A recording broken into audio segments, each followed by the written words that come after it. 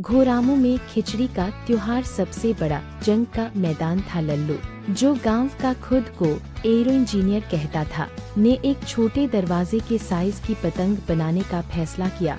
उसने पुराने अखबार और उबले हुए चावल और शहद से बने एक सीक्रेट ग्लू का इस्तेमाल किया। गांव के चौराहे पर भुने हुए तिल और गुड़ की खुशबू आ रही थी। सब लोग गर्मागर्म खिचड़ी खाने में बिजी थे, लेकिन लल्लू का ध्यान आसमान पर था। उसने अपनी पतंग का नाम द स्काई स्लेयर रखा था और रेगुलर कॉटन की डोरी के बजाय एक मोटी रस्सी का इस्तेमाल किया था। आज मैं बादलों को छूऊंगा, लल्लू ने कहा।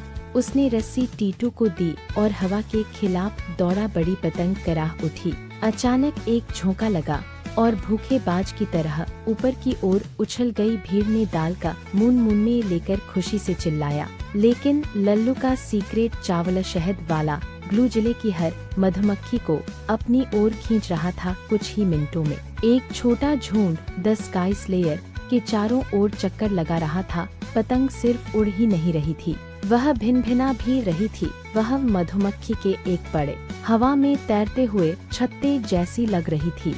हवा तेजी से बदली, भारी पतंग मंदिर की तरफ झपटी। उसकी रस्सी सरपंच की साइकिल में फंस गई। ताजी मूली की टोकरी वाली साइकिल जमीन से 2 फीट ऊपर उठकर हवा में खतरे की तरह लटक रही थी। सरपंच चिल्लाया, मेरी मूली, और अपनी बाइक पकड़ने के लिए कूद पड़ा, लेकिन पतंग बहुत तेज थी। उसने साइकिल को कीचड़ वाले चौक पर घसीटा, जिससे एक गहरी खाई बन गई और मूली सफेद मिसाइलों की तरह भीड़ में उड़ गई।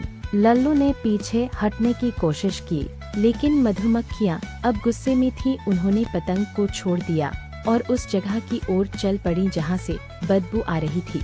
लल्लू के शहद से सने हाथ वह गोल गोल दौड़ने लगा। अपने हाथ ऐसे हिला रहा था जैसे कोई खराब विंडमिल हो। पतंग, जो अब कंट्रोल से बाहर थी, एकदम सही लूप-डी-लूप कर रही थी।